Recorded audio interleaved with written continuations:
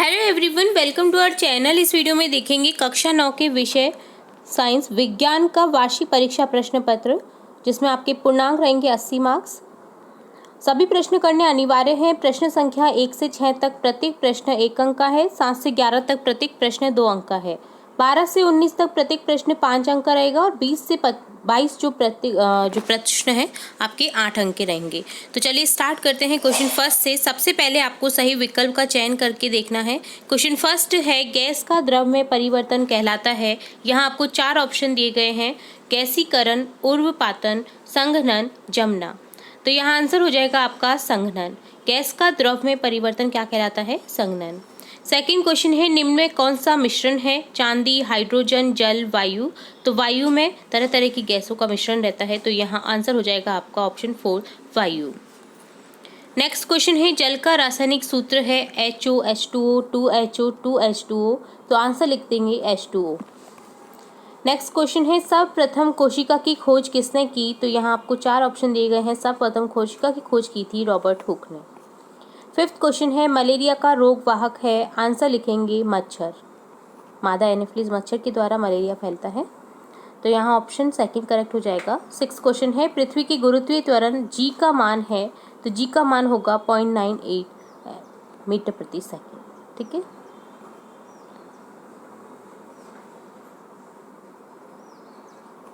अब है आपके लघुत्तरीय प्रश्न, जिसमें 7 क्वेश्चन है। किसी विचाराधीन जल के नमूने का क्वथन सामान्य ताप एवं दाब पर 102 डिग्री सेल्सियस पर हुआ। क्या जल शुद्ध है? क्या यह जल 0 डिग्री सेल्सियस पर जमेगा? टिप्पणी कीजिए। तो आंसर लिखेंगे अवाष्पशील अशुद्धि को उपस्थिति के कारण इसका गलनांक 0 डिग्री से कम होगा। 8th क्वेश्चन है, वाष्पन द्वारा नमक को उसके विलयन से पुनः प्राप्त किया जा सकता है। इसके लिए कोई अन्य तकनीक सुझाइए। तो आंसर लिखेंगे क्रिस्टलीकरण। 9th क्वेश्चन है, रिक्त स्थान भरिए। कवक में रिक्त स्थान प्रकार की पोषण विधि पाई जाती है। तो कौन सी पोषण विधि पाई जाती है? मृतजीवी। कवक में मृतजीवी प्रकार की पोषण विधि पाई जाती है। बी लिखेंगे, कवक की कोशिका भित्ति रिक्त स्थान की बनी होती है। तो किसकी बनी होती है कवक की कोशिका भित्ति? काइटिन। काइटिन की बनी होती है, तो यहाँ लिख देंगे काइटिन। 10th क्वेश्चन है, पृथ्वी पर सूर्य का गुरुत्व बल कार्य करता है, तथापि पृथ्वी सूर्य में नहीं गिरती, क्यों? आंसर लिखेंगे गुरुत्वाकर्षण बल आवश्यक अभिकेंद्र बल प्रदान करने के लिए उत्तरदायी है। 11th क्वेश्चन है, यदि एक पौध युक्त गमले को एक कांच वाले जार से ढक देते हैं तो जार की दीवार पर पानी की बूंदें दिखाई देने लगती हैं, ऐसा क्यों? व्याख्या कीजिए। तो संकेत यहाँ देखेंगे वाष्पोत्सर्जन के कारण। किसके कारण ऐसा होता है? वाष्पोत्सर्जन के कारण। आप इसकी व्याख्या भी कर सकते हैं। अब है दीर्घ उत्तरीय प्रश्न 12 संख्या, जो आपका है क्वेश्चन 12 है। रिक्त स्थान भरिए। रुधिर वाहिकाओं का अस्तर रिक्त स्थान से बना होता है, तो किससे बना होता है? शल्क की उपकला से। छोटी आंत अथवा क्षुद्रांत का अस्तर रिक्त स्थान से बना होता है, तो यहाँ लिखेंगे स्तंभाकार उपकला से। सी है, वृक्क नलिकाओं का अस्तर रिक्त स्थान से बना होता है, तो यहाँ लिख देंगे घनाकार उपकला। डी है, पश्माभिका उपकला कोशिकाएं हमारे शरीर के रिक्त स्थान में पाई जाती है, तो यहाँ लिख देंगे श्वसन पथ में पाई जाती है। 13 क्वेश्चन है, विटामिन सी के एक नमूने में 2.58 गुना 10 की घात 24 ऑक्सीजन परमाणु उपस्थित है। इस नमूने में ऑक्सीजन परमाणु के कितने मोल उपस्थित है?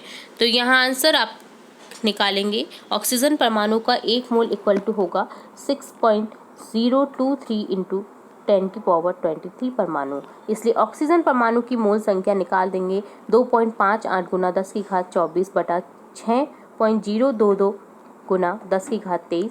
तो सॉल्व करेंगे तो हम आंसर जो यहाँ है वो हो जाएगा 4.28 मोल ऑक्सीजन परमाणु। 14 क्वेश्चन है, गति के समीकरण किसी एक समान वेग से गमन करते पिंड के लिए किस प्रकार परिवर्तित होते हैं? आंसर लिखेंगे त्वरण A = 0, V = U, S = UT, तो V² - U² = हो जाएगा 0। 15 क्वेश्चन है, एक पार्टी में आप अपनी प्रिय शर्ट पहनना चाहते हैं।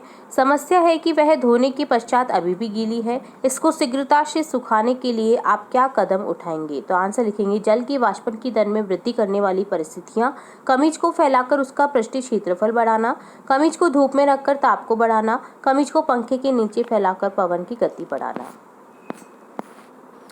16 क्वेश्चन है, ए और बी में मिलान करना है आपको। ए और बी दे रखे हैं आपके, जिसमें आपको मिलान करके देखना है। तो ए से मिलान करेंगे, ए में एक का मिलान करेंगे, चिकनी अंतर्द्रव्यीय जालिका को मिलान करेंगे यहाँ निराविषीकरण से।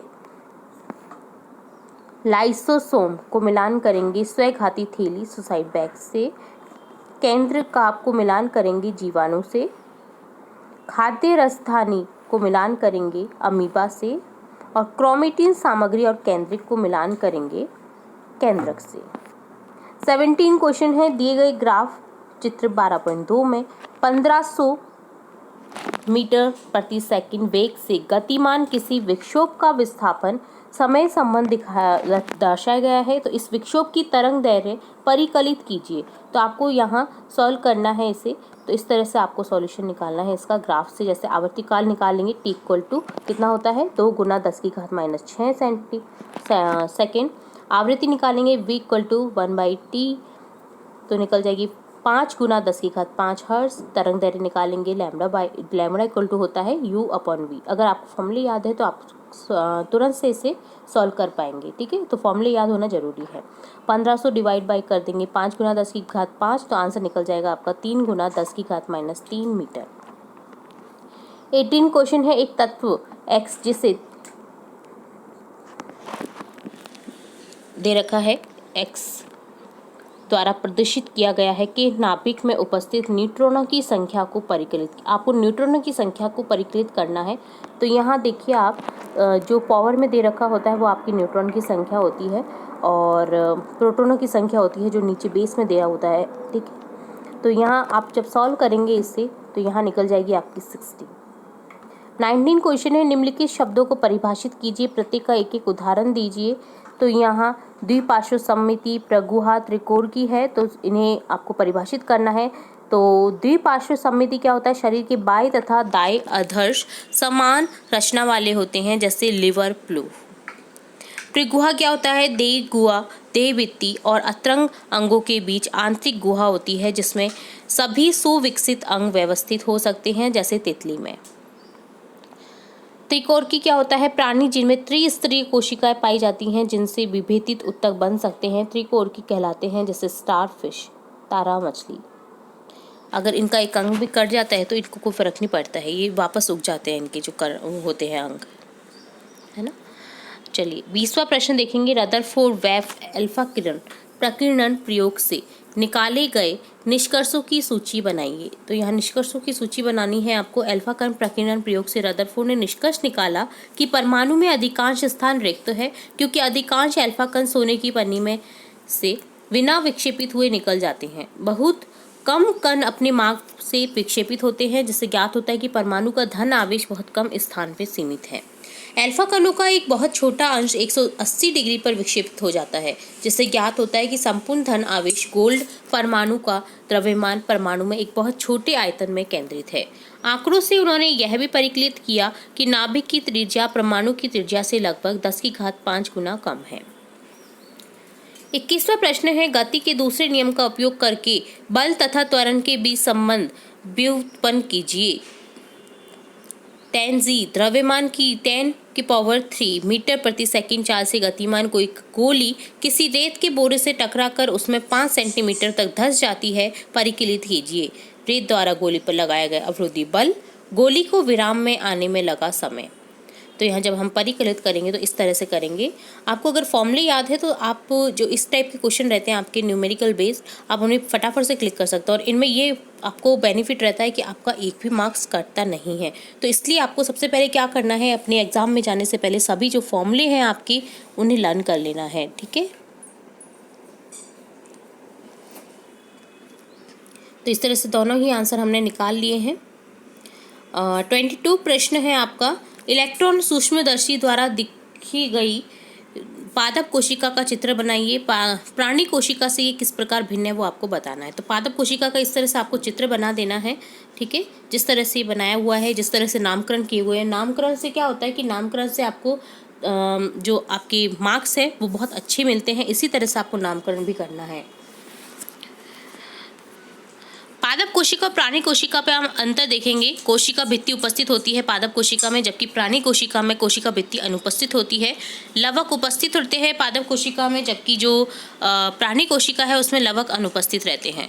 वृत्त रसदानी होती है पादप कोशिका में, जबकि प्राणी कोशिका में लघु रसदानी होती है। तारक केंद्र अनुपस्थित होता है पादप कोशिका में, जबकि तारक केंद्र उपस्थित होता है प्राणी कोशिका में। तो इस तरह से हमने देखा कक्षा 9 के विषय विज्ञान का संपूर्ण जो वार्षिक परीक्षा प्रश्न पत्र है। उम्मीद है आप लोगों को समझ आया होगा और अपना आकलन भी कर रहे होंगे आप इस पेपर के द्वारा कि आपकी तैयारी कितनी है अपने आने वाली एग्जाम के लिए। तो इसी तरह हम आपकी कक्षा से रिलेट और भी इम्पोर्टेंट वीडियोस और भी वार्षिक परीक्षा प्रश्न पत्र लेकर आते रहेंगे। तो जुड़े रहिए हमारे चैनल के साथ। वीडियो को पूरा देखने के लिए धन्यवाद।